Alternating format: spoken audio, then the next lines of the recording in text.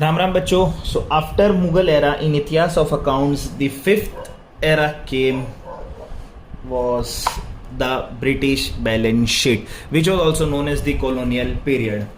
अब ब्रिटिशर्स भी आए थे. हम हिस्ट्री के बारे में तो जानते ही है, नहीं जानते हैं तो पढ़ लो यार थोड़ा बहुत.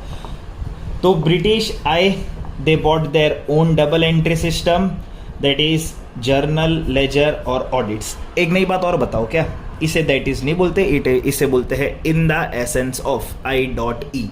तो ब्रिटिश अराइव हुए, उन्होंने अपना डबल एंट्री सिस्टम लाया in the essence of journal, ledger and audits. But when they came and when they arrived in India, they were surprised कि इंडिया के पास ऑलरेडी उनका बही खाता था and Indians were knowing their Jama Nama already. So what British did?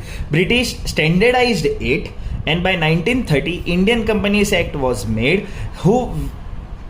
Indian Companies Act में क्या हुआ कि उन्होंने अकाउंट्स और ऑडिट को लीगली मैंडेटरी कर दिया, which was mandatory under the British rule. And thus this was the turning point where Indian ancient traditions connected with Western precision. तो ये है कॉलोनियल पीरियड के बारे में. अकाउंट्स की जानकारी के लिए और ऐसी नई चीज़ें जानते रहेंगे.